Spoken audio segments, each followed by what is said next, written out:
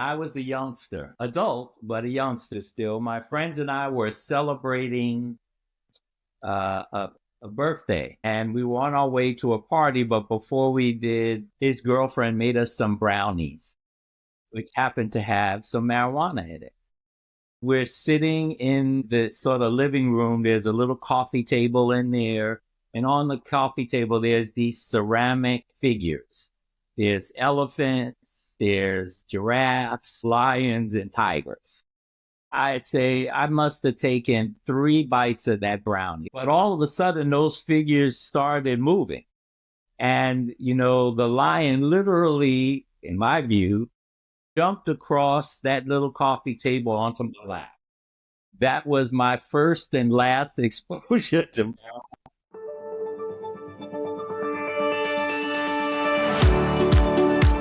Hello and welcome to the Wellness Musketeers podcast, where we tackle complex health issues from multiple angles. I'm your host, Aussie Mike James, and today we're diving into a topic that's been lighting up conversations across the globe, marijuana use. In this episode, we're bringing you a comprehensive look at cannabis through the lenses of health, fitness, addiction, and economics. Our team of Musketeers is ready to cut through the smoke and bring you clarity. Dr. Richard Kennedy will share his medical insights on marijuana's effects on the body and mind, including the potential therapeutic uses and health risks.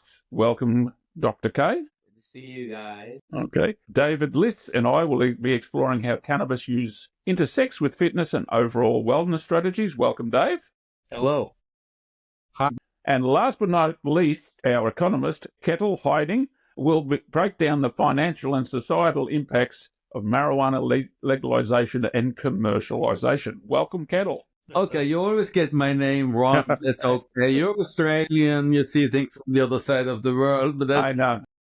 be a part of this fantastic, clear-sighted panel. Okay.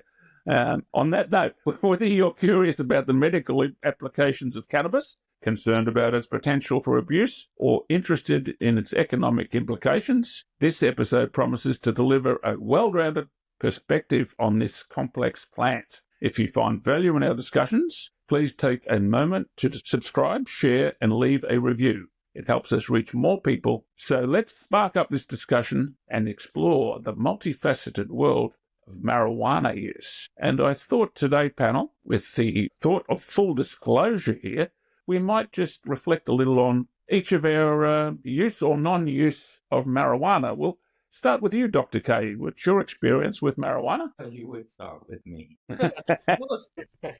Well, way back when. Before time. When I was a youngster, adult, but a youngster still, my friends and I were celebrating a birthday, and we were on our way to a party. But before we did, his girlfriend made us some brownies, which happened to have some marijuana in it.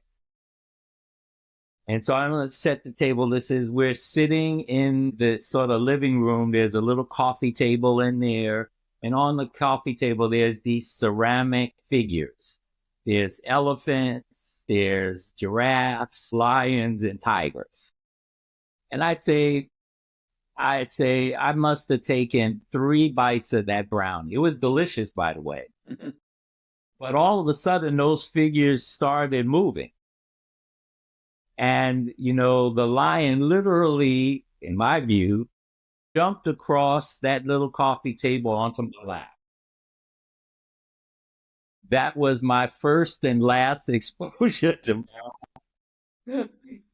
So scary. But I'm guessing you've treated people with marijuana who've used marijuana quite a bit, Dr. K, over the years. Yeah. Over the years, yeah. Yeah.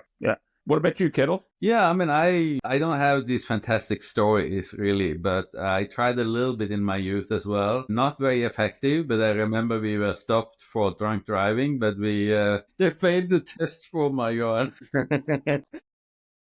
As well back in Norway, so I think that was kind of interesting. And then since then, no illegal activity, but once it's become legal, of course, I will have to try it. So I've been trying a little edibles, and I tried sometimes a little bit too much, and you feel like you're amongst friends and you're there, but you're not there, and that can be quite uncomfortable.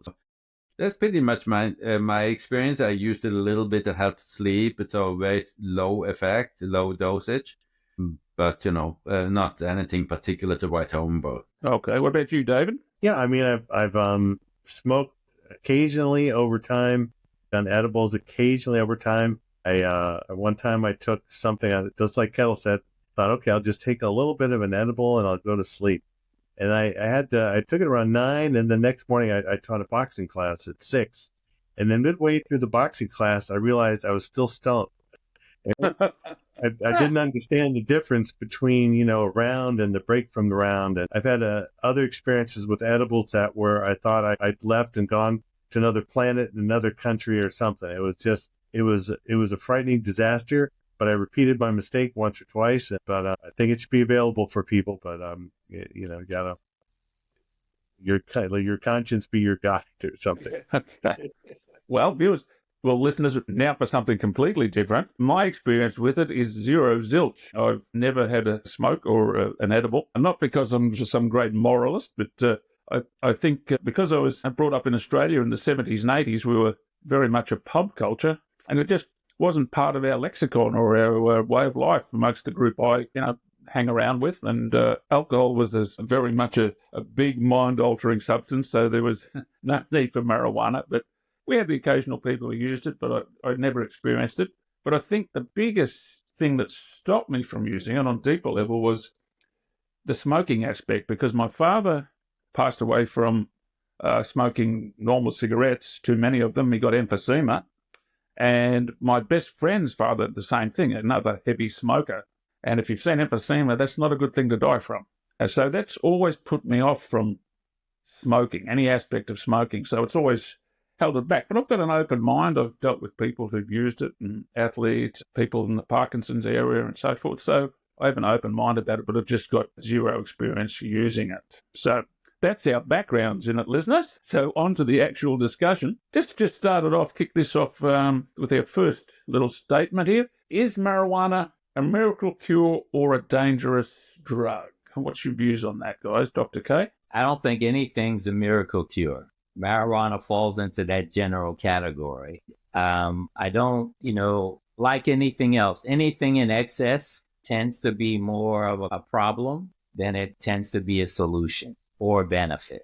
So I don't particularly think that marijuana it has good points in the right circumstances for the right people, but it's not necessarily for everyone. Okay. Maybe I can, Dr. Kennedy, of course, is the expert, but I'm pretty concerned about what you see in the industry, and it's probably being pushed by the competition in the industry as well. They're putting forward quite often substantiated claims about the benefits of different marijuana products. And, and that's not regulated anyway. I mean, it's regulated in a way they are not allowed to do it. But then, if it is a competitive industry with a lot of actors, it's very easy they put it out there and get clamped down, and then they put it back again. So that's a concern. Yeah, that speaks to our second question, I guess, about the health benefits. And I can relate what you're talking about there, Ketil. I think the popular press sometimes makes it a blanket cure for everything with headlines. For a while, they did that with one particular Parkinson's patient whose tremors decreased markedly when he took marijuana. But the doctors and specialists, some of the best in the world that I've spoken with at various conferences, have said that may work for that person, but it's not a blanket cure by any means. So these blanket sort of statements that it's a cure for everything have got to be taken with a little bit of balance, I think. And what would be the benefits of taking marijuana, Dr. K? What are the purported benefits of it medically? So again, we need to go back to why would people from a medical standpoint want to take marijuana? And there are many reasons why people would consider it. And the basic issue is that the most common reason people initially medically take marijuana is for pain, to relieve spasm.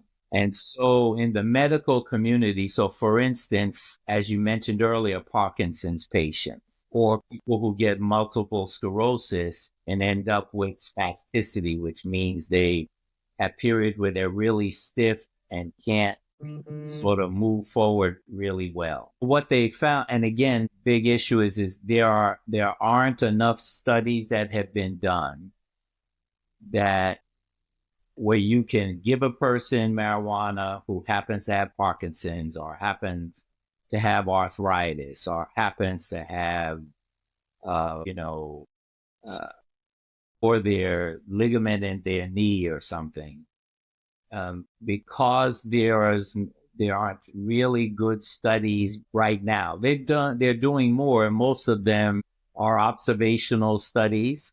You give a person it, and the dilemma is what works best? Does smoking marijuana give the benefit as well as a gummy or an edible would? The only true studies where they really studied it clearly, so far to my knowledge, has been for cancer chemotherapy.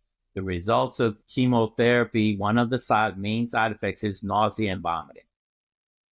And what they found was when they gave people marijuana and pretty much all the formulations, smoking, edibles, even tinctures that you can rub on the skin or oils, the reduction in nausea and vomiting was real to those patients. But like anything else, the longer they used it, the less the benefit.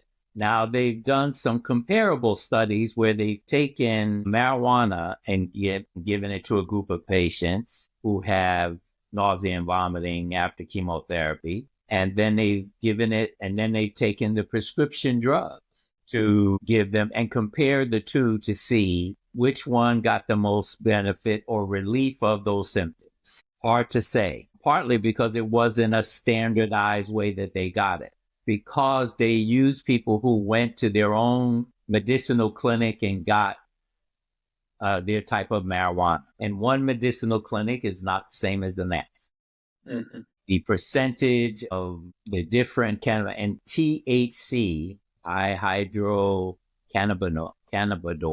diol, can never pronounce it. That's why we call it THC, is the one that has the more euphoric, high sensation, relaxing sensation, whereas the CBD or cannabinoid are the ones that can have a benefit in reducing things like anxiety. So they have found that people who take it to relieve depression, it has found benefit, anxiety.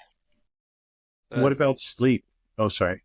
Sleep as well. But what the belief is that, first of all, when it's people who are using it for the very first time, who aren't frequent users, they tend to get much of those benefits initially.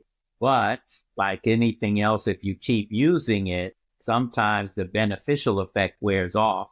And in some, you actually get more of the effect that you were trying to prevent. Therefore, people sleep now instead of it being relaxing. Because if you think of what happens when people get the marijuana, the THC portion of it, it makes them feel relaxed. It makes them feel calm. It makes them feel comfortable. So initially, that makes sense that the person next will be able to sleep better. But it doesn't, they haven't done studies to compare, well, how is it in the most important part of sleep, which is REM sleep? We don't really know. At least I've not seen anything. So continuing to do studies to try and... Do you think it... I mean, it must be very difficult.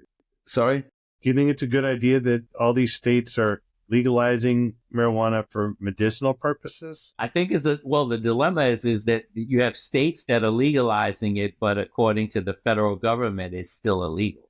And that now they're creating laws to do that, but at the same time, we don't have enough information right now to say that it's, the only thing that it's been proven really well is nausea and vomiting from cancer chemotherapy. It must be very difficult. As you know, the gold standard for medical testing is the double-blind random test.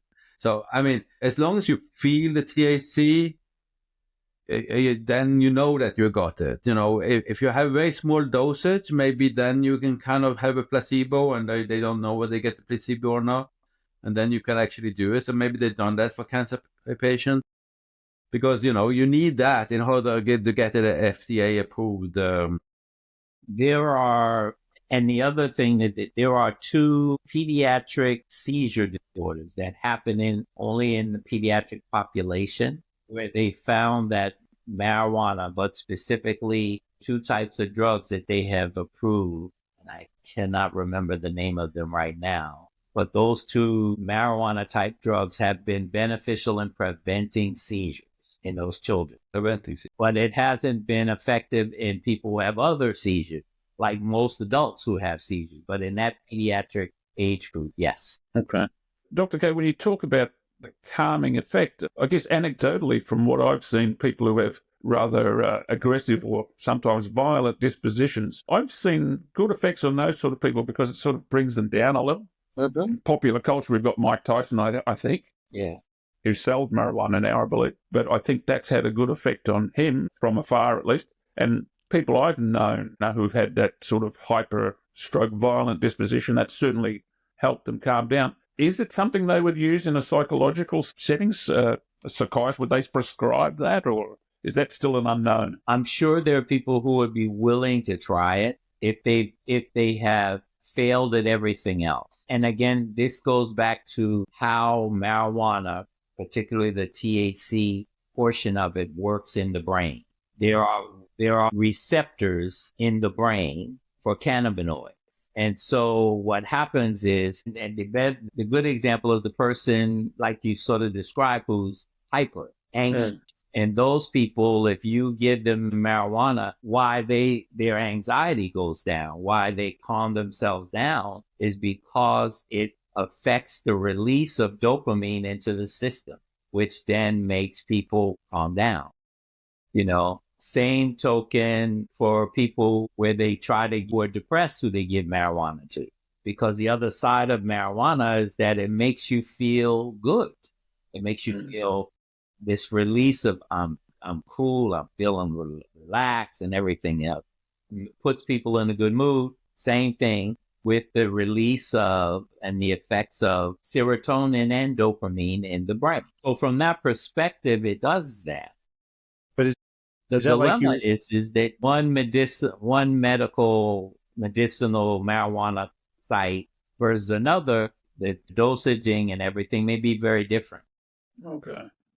is it like you were saying before, though, where the effects diminish over time, the perceived benefits? Well, that's one of the things that they found, is that the longer you use it, what they found is people's memory decreases. The ability to concentrate and to focus decreases. So indirectly, how does that affect an adult down the road? You know, one day they're this level of IQ, and they've said that people's IQs who chronically use marijuana will decrease. Now, I've had friends who told me, I'm definitely not as smart as I was, but I can't stop taking the marijuana. Really? Wow. You know? And so I always say, well, why don't you stop it for a while and see if you get smart again?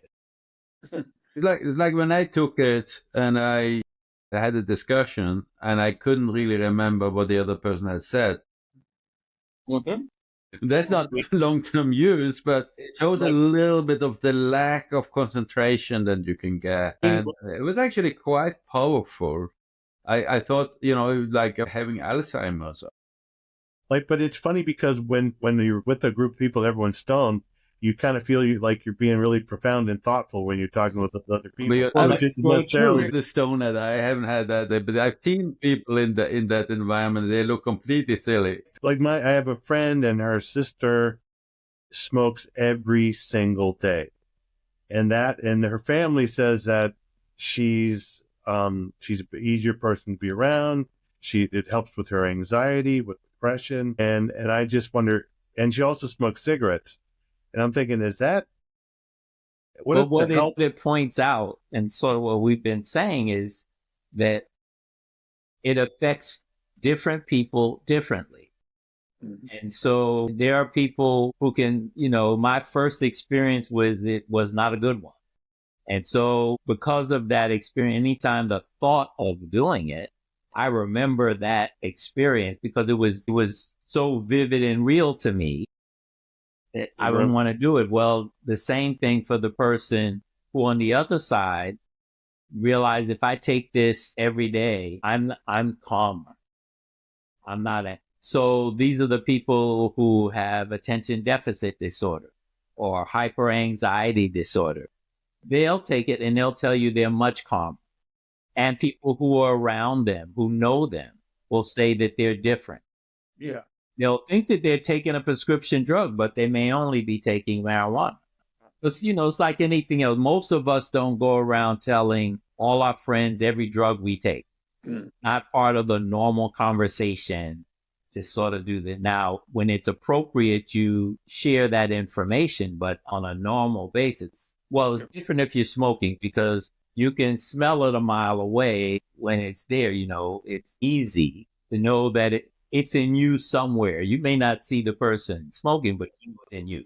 You walk down the street in New York and you get it, In D.C. Oh, yeah. In D.C. High as we used to call it. You get eye just walking down. But to be the devil's advocate here, Dr. K, when you talk about chronic use, I mean, if you're a chronic person with chronic alcohol use, you should get the same things though, right? Your memory goes, your speech deteriorates, your performance deteriorates and so forth. So I guess it's a matter of anything done to excess has some consequences that aren't too good.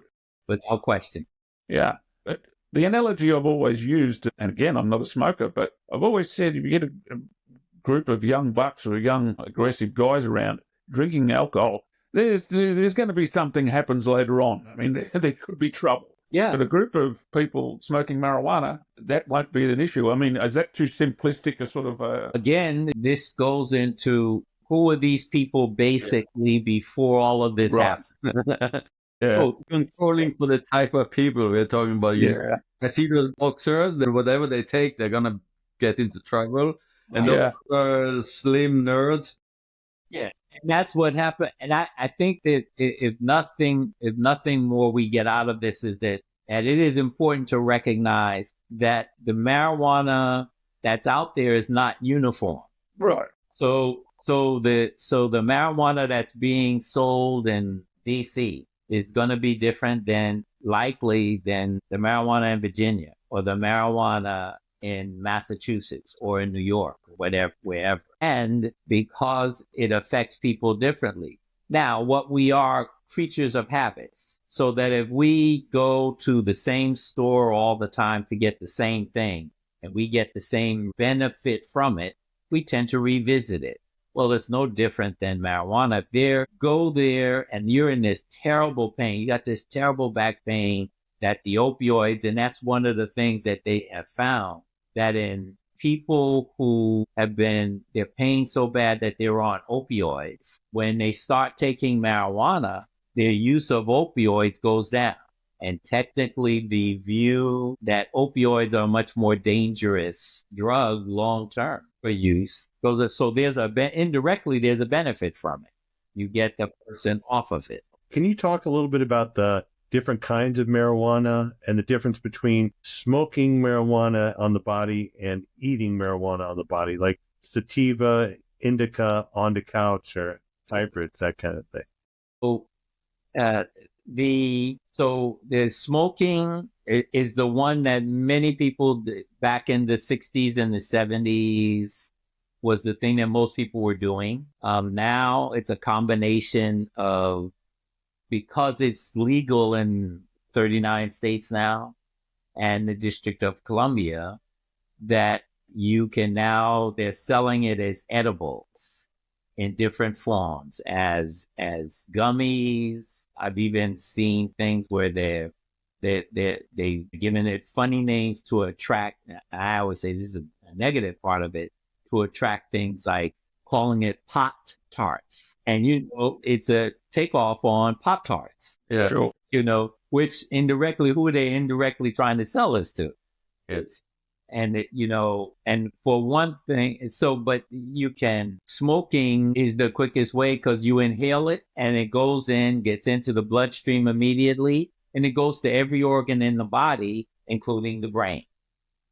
So, and this is how they've come up with different ways of giving people treatment for it. They found that people, when they were taking the gummies or the brownies or however they're taking it by mouth, for those people who have a condition we call irritable bowel syndrome, where people have periods where they have a lot of loose bowel movements and crampy abdominal pain, or there's a form of it where you have crampy abdominal pain and constipation, or there's 4 forms of that. And what they found that some people who take it that way get relief of their symptoms. But again, because it hasn't been standardized how they've tested it, you don't know if it's really that marijuana that they took earlier in the day, or is it that they just changed what they ate, or that their stress level is less. We just don't know. When you smoke it and inhale it, they see that it has a benefit where it gives people, and as Ketil said earlier, once you inhale it, because it goes directly, it's like alcohol. It's why when you go to a bar, they always put a little tiny, tiny straw in the drink. And what does that do is if you sip it through there rather than just drink it, you actually are taking in oxygen, goes straight to the brain. Was that why they had the straw? I just ignore the straw. I So the straw didn't that's for girls, I thought. Yeah. Oh, yeah. That quick way to get people, because a lot of people that go to bars don't really drink a lot. So you do that and they're sort of nip and stuff. You get it. Go straight to the head. So is that why? So if you want to save money, put a straw in your drink at a bar. I read that when you eat it, your body metabolizes pot in a way that it's more intense effect on the body by eating it as opposed to smoking it. I don't know if that's because every place you get it, it's different. It's not like you buy a box of cookies. I guess indirectly the difference is that when you eat it and it's broken down and put into the circulation, it goes to every organ in the body equally. It just gets distributed equally. Versus inhaling it, it's first coming up here to the head. It's first coming up here to the head, to the lungs, and then goes everywhere else. Different. I have a question related to what Mike said, fear of cancer, I guess, or the same effect as tobacco. But I do think that smoking marijuana is less linked to kind of emphysema. Yeah, that's fine. I don't know. Yeah, what you have is you may have people who have they're more at risk for having a condition we call bronchitis, which is inflammation of the upper lining of the lung. Marijuana. So therefore, you may be someone who now is developing a chronic cough. Because we used to there are a lot of people who smoke cigarettes who cough all the time, but there are a lot of people who smoke cigarettes who don't cough. So is the belief is there's more inflammation with inhaling marijuana in the lungs itself, but there's been no close association with cancer of the lung. Okay, so I mean, but you're not saying it's safe to smoke. You're saying they haven't directly linked smoking marijuana with increased risk of cancer. Yeah, that's all. That's no science for it. Part of it still is there aren't a lot of studies out there literally testing that theory. Because again, as Ketil said earlier, you need to have a sort of placebo-controlled environment where you have one group who's actually getting the marijuana. Now, anybody who's smoked marijuana and has smelled it, you kind of, even if you're not the one smoking, you know that person's smoking it. So if you gave the placebo group what was essentially tobacco and had them inhale it, and they don't get that same aroma and smell, and they don't get that same sort of nice, euphoric, calm, relaxing sensation, they already know, oh, wow, I'm in a placebo group. I'm not getting anything. So there are difficulties in even wanting to test that from that perspective. Now the other way you could do it is you could take two groups of people who smoke marijuana and basically do serial chest x-rays, make them cough up sputum, stuff like that. You might get something out of that, but it's not realistic. And and again, eventually the placebo group's going to know they're not getting anything. And particularly if there's someone they really enlisted in this because they wanted to get free rent marijuana. And after 2 weeks of smoking two joints a day and stuff, and I don't feel anything. I don't feel, I'm up all night. Like low alcohol beer. Yeah. Dr. K, with the medical, what about for pregnancy and breastfeeding and the effect on fetal and infant development? We know normal smoking has big effects on that. What about marijuana? Well, it's probably the same thing. Again, the simple thing about pregnancy is that, and the recommendations have always been the same. Don't give them anything during pregnancy because particularly the first 4 months of the pregnancy, when the baby is developing all of its organs, tissues, and everything. If you do it then, now, in theory, yeah, you would expect that it might be an issue. Now that brings up the point, what happens and why they are against having young kids using marijuana. Because they have definitely found that there's impaired attention, difficulty to focus, memory and learning problems, difficulty thinking things through, poor IQs. So they clearly have shown that in people who were smoking marijuana before they were 18 years old, they tended not to be as academically smart as those who didn't. Does it affect people differently throughout their life, like a teenager versus a 40-year-old versus an 80-year-old? It depends on it depends on the reasons why. So I always say, we have to remember that under normal circumstances, most people aren't doing marijuana every day, like a person does a cigarette, or even a person has a drink. In many ways, it was started out as it was part of a social thing to, get to hang out with your buddies, your girls, and have a good time and then relax and enjoy. So it's difficult I wouldn't think that there's, for whatever reason, older adults, when they start using it, for the most part, they're using it because they have a specific need that they want to address. Pain is one.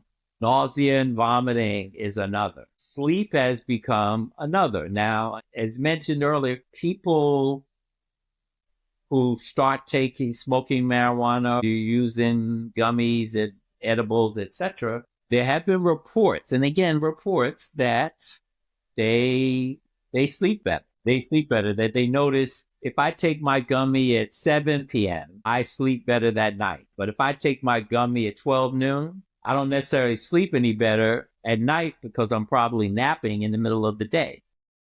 So, and this is very much individualized.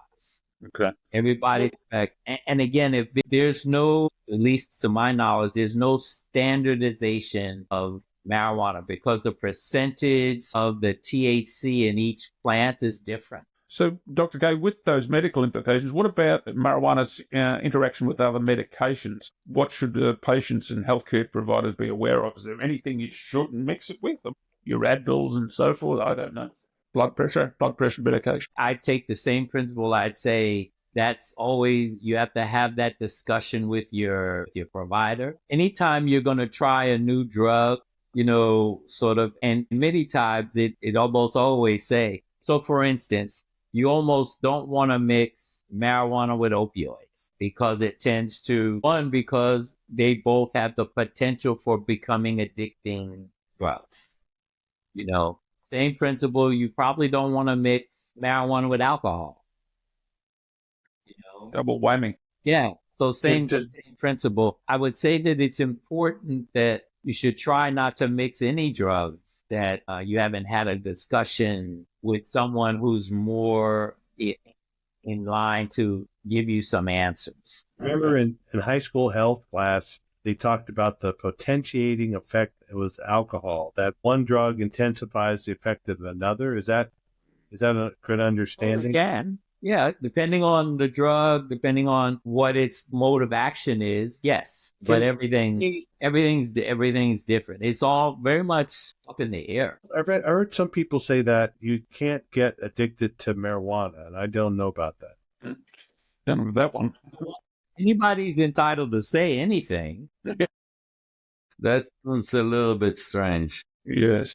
I would always say I could, it's no different than the person saying you can't get addicted to sugar. Sure, definitely. Maybe there's no withdrawal effects in the same way as there are with certain other drugs, or at least not strong withdrawal effects. I would say for the person who uses it, you'd almost have to be using it like the person who smokes cigarettes, that you're smoking every day. You're using marijuana every day. You're using it 3 or 4 times during the day, and then you cut it off. Because remember, once the chemical gets in the body, it goes to different cells within our body and has an action effect. It's either going to enhance in the brain, it enhances the release of certain chemicals, which in some people is a good thing. It calms them down. Or in others, it elevates their mood, makes them happy, etc. Same principle. So one would think that if you've been doing something regularly for an extended period of time and you take it away, it's no different. Same thing would happen with alcohol.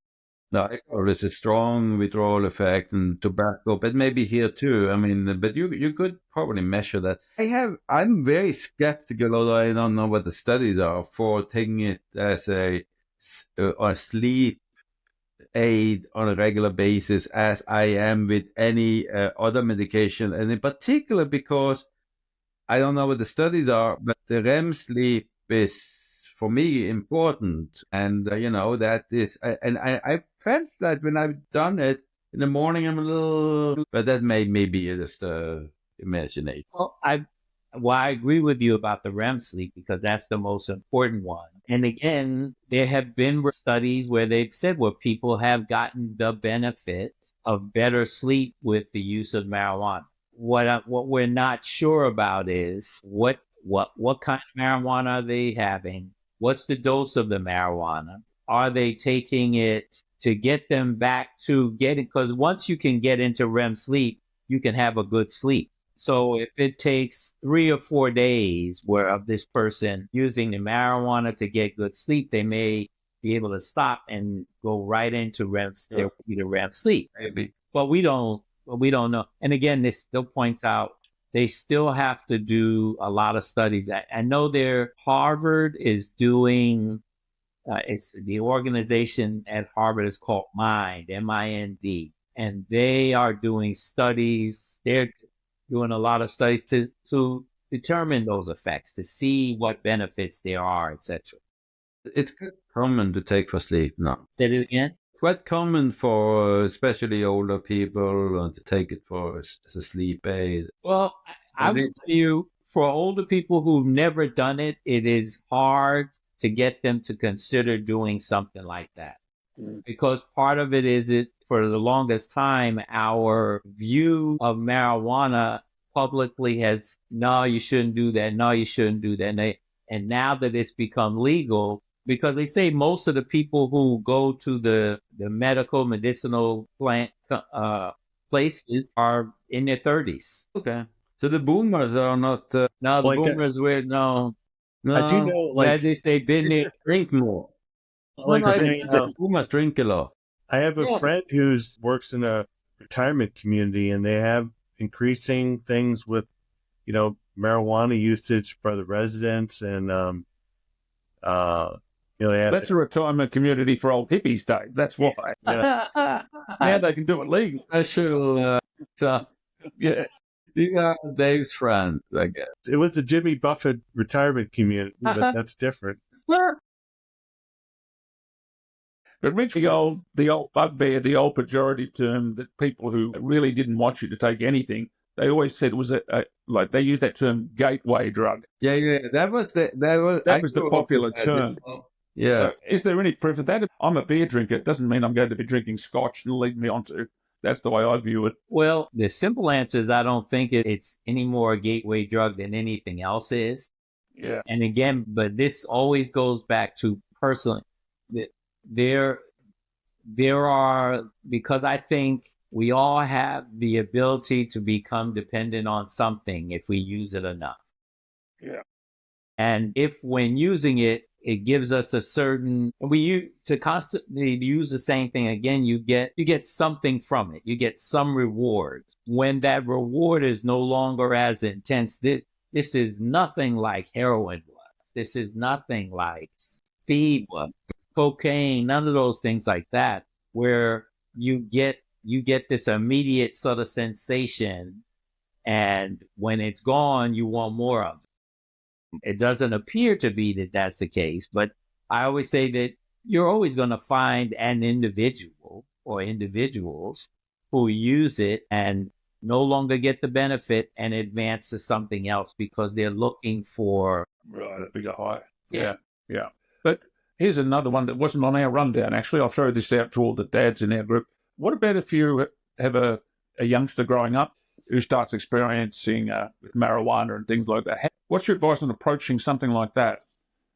If you're a concerned parent or uncle or auntie or whatever. Firm and delicate.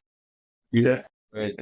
Yeah, I mean, in my family, and not only because of me, but it was like, I never tried it, which is not true. No, but I mean, so I think in a way, especially with the legal drug, you will have this sort of discussion that we have now about they probably already tried it when you have a discussion. Yeah. And then you need to kind of figure out a little bit in what context and what actually was the effect. And, there's always, as with, illegal drug is pretty straightforward. It's like you don't know what you get. You can get something really dangerous there. I think there's the biggest danger, although there are other as well. But now with legal, it's a little bit the same. You go to one of those gift shops in DC, they can put a lot of things in there. Right.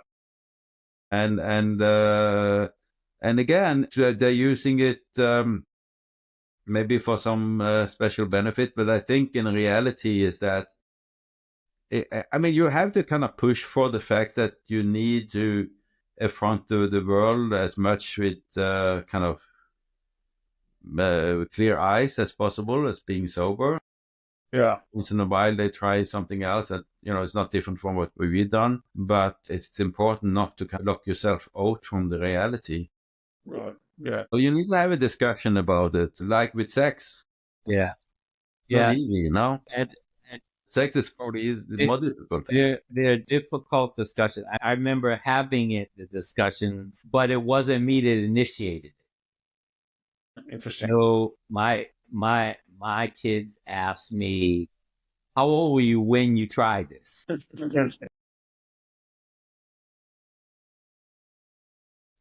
And I said, "Why would you assume that I tried it?" Because I know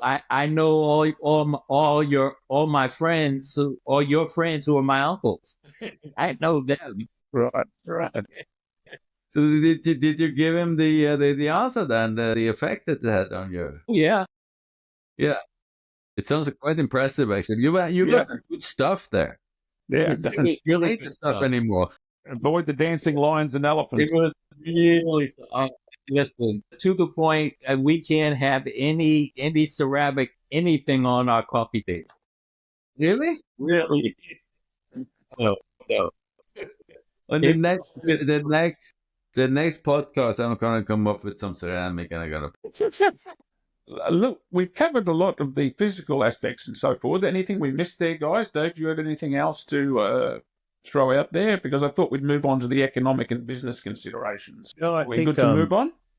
I think we've covered a lot of areas. Yeah. So, all right, this might be right in your area a lot more, Ketil. How has marijuana legislation impacted state economies, and what are the potential long-term economic benefits and costs, etc.? I mean, there's shown to be some increase in income in those states, in particular the newcomers. So they had a lot of tourism, marijuana tourism. But it's actually the impacts on the economy are not that really large. I mean, it's a very competitive industry, as you know. Some effects on taxation. Of course, you get increased taxation. And actually, it's quite interesting. You also have federal taxation. How does that work?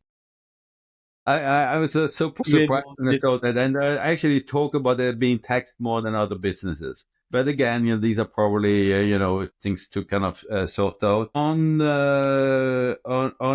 kind of. So taxation is quite. So taxation goes up on marijuana but goes down on alcohol because there's some reduction in alcohol consumption when you have it's been freed in different states. That also impacts, it seems, driving under influence violations and traffic accidents. Actually, a traffic accident seems to have gone down significantly, but not a lot. The big question and big debate actually in some states has been the effect on homelessness. Where it seems like, there was a reported number of 35% increase in homelessness, but the data are not significant, as economists will say it. So there is the question of significance, but then of course there's the question about all these kind of studies. There are event studies. So they say you have a treatment, they call it treatment actually, affecting when actually you have the regulation or the legalization, and then you see what's happening afterwards. But a lot of things are happening afterwards that you don't control for, you're not able to control. So I would say homelessness is, I would guess it's a spurious or not really a real thing, but it definitely is something being talked about because you have, typical popular examples of San Francisco, homelessness in San Francisco, even in Colorado, some kind of, and it might also be, that might be linked to the fact that the places that you have the most earliest liberalization are also quite liberal versus homelessness. Okay. Was there not anything about rates of drunk driving decreasing or anything like that? Rates, I mean, I don't have numbers in my head, but there is a reduction in drunk driving, but there is, of course, driving under the influence of marijuana is also dangerous. Yeah.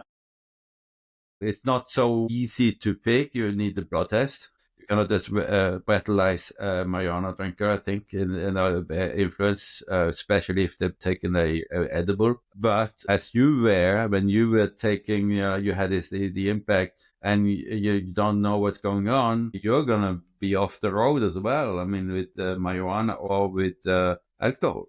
But overall, it seems like it's reduced somewhat the basically driving under influence, whatever it is, that has impacted the basically reduced traffic accidents. So, but it's small effect. Okay. So, Ketil, you said it's an opening in the burgeoning area. What are the key challenges and opportunities for entrepreneurs looking to enter the cannabis industry? Well, it's very competitive. The margins are small. It's not, but it's also a competitive industry in a way it is possible to enter. It doesn't take too much to set up a shop. But then you will have to look your back for the kind of cannabis products that are out there because there's a lot of innovation and a lot of different things that comes out. But it's in a you can enter the market still. It's not monopolized. When the big tech company starts entering, or maybe Trump enters the market, and it might not be possible anymore. But we're not there yet. Okay. So what are the economic implications of the current federal-state legal discrepancy surrounding marijuana, particularly for banking and interstate commerce? Yeah, of course, the banks have problems legally.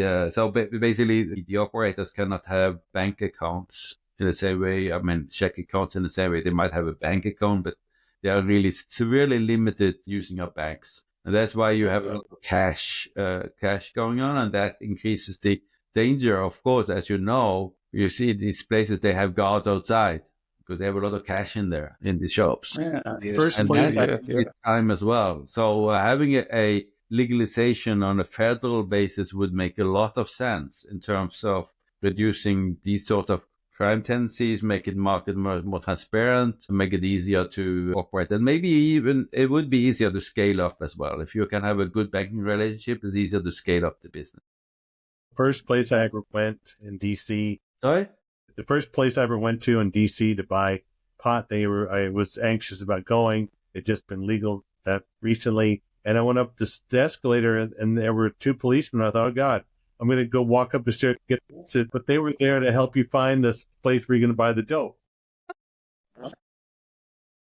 When I have the few times I've done it, but I've gone in and you will have a rather strong looking guy, maybe two, looking at you in a rather kind of suspicious way. Yes, I mean, if there's not police security, there's always security. And I mean, the strange thing, it's the only kind of place you can physically go to as a store where you can't use plastic. You can only pay cash, and why is that? Why? No, it's because it's federally, it's a federal crime, and they cannot have bank. Because I know I was a coffee place that opened near me, and I went in there and I left my card in the car, but I had cash, and they wouldn't accept cash. They only took plastic. What was that? Where? Place in Virginia. So it's the opposite. They only took plastic.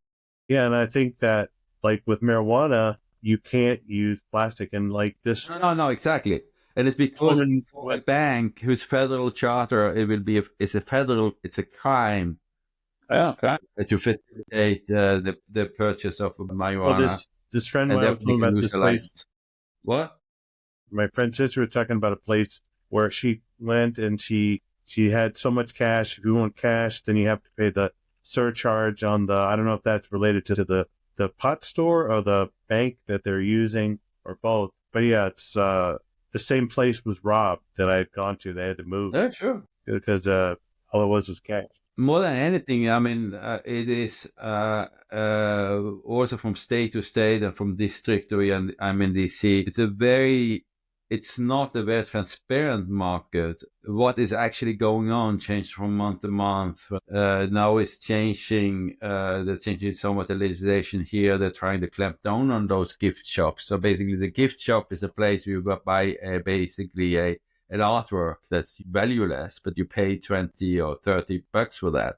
And you get like some gummies in exchange. So moving more towards dispensaries, because the dispensary have been complaining that those gift shops have been taking over the market. Taking their money. The dispensaries, and you can get the medical marijuana easily by just filling in the form and saying that you need it for medical reasons. So it's pretty much recreational in effect. So that's the EC, but like 2 months, the whole situation might be changing. So it's not, and again, traveling with this stuff I know people have been doing it, and I know people who've done it, but they could be stopped at the airport, and they could be handcuffed. Really? Well, they're not. I mean, the reality is that it's tolerated in the US in most places, and TSA is tolerating it. But go abroad, and then you could be in big trouble. Really more careful. And there was this athlete that got imprisoned in Russia. Oh, yeah, Brittany Griner. Yeah, absolutely. All right, we've covered a lot of areas there, guys. I mean, if there's one, maybe if each of us had one point we could bring up, or to summarize the discussion, my view of all you've said to this is, I'm not going to try it anytime soon. I'm sticking to what I've got. Alcohol's enough for me, but I do see, I've learnt about the different strengths, which I didn't know about, and I'm not going to steal Dr. Kennedy's thunder, but I would say anyone who's contemplating starting it would be, especially if they're about my age in the 60s, would want to talk to their doctor first to get and work out where their lifestyle is in terms of medication and so forth. Dr. K, do you have any final words? I tend to agree with you, but I'd say you have to decide why you want to do it. It's not one of those things that, like it's like the person who is going to drink alcohol for the first time. Sometimes you do it just because you're just fitting in with the crowd, the event, etc. But then afterwards, when you have the opportunity to do it and it's legal, you ask yourself, why do I want to do this? Now, I can understand the person who has significant pain using it, at least attempting to use it if other things have not worked. And like so many other things in life, what you hear a lot of times you hear from other people who've had similar concerns about whatever it is, if it's based for a medicinal purpose. Right. Recreationally again is if it's going to be a very occasional kind of thing, that's one thing. But if it's now going to become part of it that every day I need to take a lunch break and go out and take 2 puffs, then you kind of have to ask yourself, what's the reason why you really need to do that now when you never used to do it before? Because then we start talking about other concerns. And, so I think that it's, there's so much up in the air about it. It would be nice if somewhere down the line they eventually standardize it so that we know, first of all, what you're getting. And if they use milligrams, if they use percentage, however they do it, there needs to be some consistency, because otherwise then you're a prisoner to dispensary you go into. And they may, not to say that anybody's trying to do anything nefarious. It's just the reality is we have lots of products out there in the open market that we can walk into a drugstore, supermarket and purchase. And we have the expectation that it's got what they say is in it. Right. That is not necessarily always the case with marijuana, particularly not that it's not marijuana in it. There may be marijuana, but it may be much more than you might. Much more potency. Yeah. Yeah. Okay, that's a very big point. I would never have known that, neophyte that I am. But Ketil, do you have anything else to add? I would really focus on that, and because this is a very unregulated market, I think we need much tighter regulation of it, a standardization. We also need to get more research on the effects. Yes. Because this is, and I'm also a little worried that in certain states, there is a marijuana lobby now. Yes. And they are pushing for let them do whatever they want. And again, it might not be that they are trying to kind of do us harm, but they indirectly do us harm by trying to make profit. And that's an old story, as you know. Yes. Right.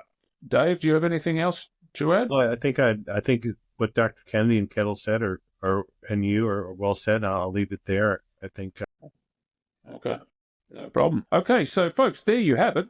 That's a 360-degree view of marijuana use, from its effects on individual health to its ripples across our economy and society. Covered a lot of ground today, from medical applications and fitness considerations to addiction concerns and economic impacts. We hope this episode has helped clear the air on some of the complexities surrounding cannabis use. Remember, at Wellness Musketeers, we believe that informed decisions lead to better health outcomes. If you've found value in today's discussion, we'd be thrilled if you'd subscribe to our podcast and share this episode with others who might benefit from this information. Your support helps us continue to bring you comprehensive, unbiased content on important health and wellness topics. Got any thoughts on today's episode or ideas for future discussions? We'd love to hear from you. Reach out to us at davidmliss@gmail.com. So until next time, this is Aussie Mike James and the Wellness Musketeers, reminding you to stay informed, stay well, and always consider the bigger picture when it comes to your health and wellness journey.